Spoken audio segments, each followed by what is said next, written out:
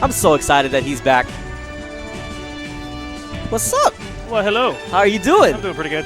Still a little sick. Long time no see. Yep, yeah, it's been, I missed the last 2 weeks. Yeah. Yeah. You've been out, but you've been out and about. You've been battling some illness, but you've also been out of town. Yeah, the first week I wasn't here because I was actually already on my way up to Toasted Draft 6, which was a pretty good tournament. Good times. Yeah, I guess. But yet again, we're seeing you here, Grand Finals, another FX Grand Finals between you and Lunchables. I've come to kind of realize that this kind of happens quite a bit. It's pretty frequent, yeah. So, I mean, considering that it happens so often, I mean, what changes between them? Like, there's a lot of little micro changes that happen between me and Lunchables. Yeah. Because the first time we played Roy Dittos whenever he really just figured out Roy. He's doing the spacing with dash dancing to down tilting that I just never really used. So it really caught me off guard. Which is the reason why the one set, he just wiped the floor with me because I was like, I don't understand what's happening. I don't know what I'm supposed to do about this. None of my buttons are working. He's just down tilting me. So yeah, figuring out the spacing for that and figuring out what to do against it. And so things like that happen every set we play. We're just like, okay, so I've got this thing. And, so then I come back, okay, so I have this to deal with that. Yeah. So there's lots of little. But it seems like every time you guys play, you guys have kind of a really good back and forth. Yeah. There's usually a really good back. Almost like a brotherly kind of way too, though. You guys are messing with each other. Always have fun. So how often do you guys play outside of these Grand Finals? Outside of tournament, we actually don't play very much.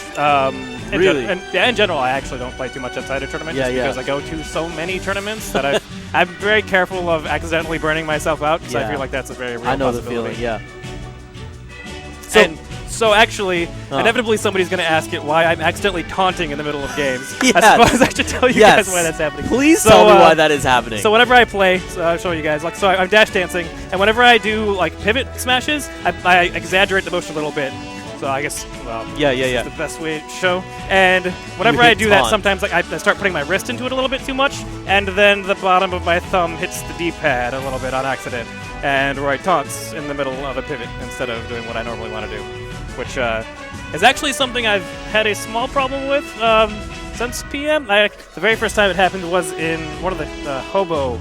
The second or third time they had PM there. Yeah. And it was actually really confusing for me because I was just I'm trying to pivot and I tried to pivot forward smash and I was like, what is that animation? Why am I not forward smashing? What's happening? Oh my gosh. Okay, so you're starting to have some of these things, but you're ironing them out. They happen every once in a while. Yeah, every once in a while they pop up again. I'm like, okay, practice, more practice, more time in the lab. So if y'all have some questions for Sethlon, hit us up in chat. Throw out a couple one of them. They're asking some simple questions like, how old are you, things like that. I want to know, how long have you been smashing? My very first tournament was in January 2005. Exact about 10 years. Wow, gosh, almost exactly 10 years. That is, that's actually really ridiculous. Been at it for a while. Yeah. So what drew you to Smash initially? What was that feeling? What was that? So I've always had sort of that competitive urge in general. Whenever I was a little kid, me and my older brother sat down and played Tekken. Sure. Tekken 3 for hours on end, and he's 8 years older than me, so he'd just pound me mercilessly for hours and hours, and I wouldn't win a single game. We'd still keep on playing. Yeah. I guess I've got kind of a stubborn edge to me. Yeah. So, considering character loyalty, considering how much you've stuck with these characters. Yeah. So that I've always sort of had the urge to do competitive play. Sure. And then whenever I saw the very old DBR combo videos for Melee for the first time. Back in 04, I saw this now. Because I played Melee with some friends sometimes. I'm better than you, and we'd fight. And, I saw the DBR combo videos, and I pulled some of my friends over. And I'm like, watch this. We're doing this. This is amazing. It's the coolest thing I've ever seen in my entire life. We're gonna do this. And so the rest is history. And the rest is history.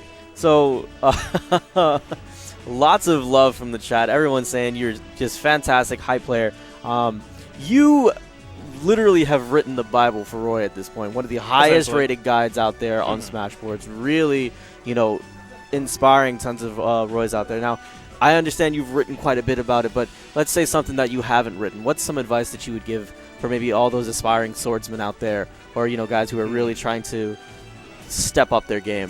That's kind of hard because most of the overarching advice I can give, I already gave in my guide. You already gave. But, practice your fundamentals, practice your spacing, practice your movement, practice your footsies.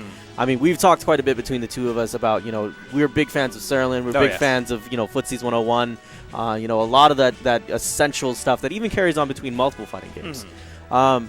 So I guess, if anything, you provide tons of content. Not only that, you're also showing this. What could you say maybe about mental adaptation? Ooh, that's hard. So I think that's something that the mental side of things changes really dramatically between players. Right. So obviously there's some things that you can say, like obviously you want to focus and you want to stay in the moment and you don't want to worry about things that happened in the past. You don't want to worry about things that happen in the future. Just focus and play.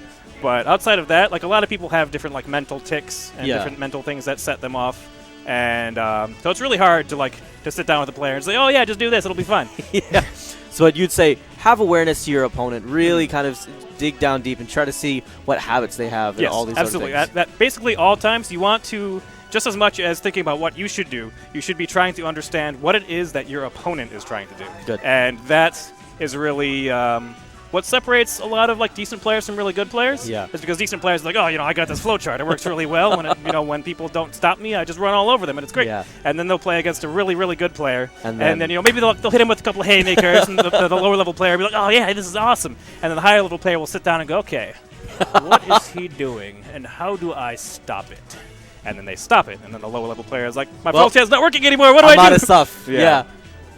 Yeah, so trying to not only figure out what you should be doing, but what exactly it is that your opponent's game plan is. Excellent. Fantastic. Well, thank you so much for your time, Sethlon. I appreciate it. Thank you so much.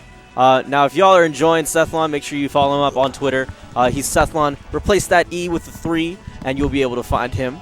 And thank you so much. Yet again, running away with another win here. Fantastic pickup by FX.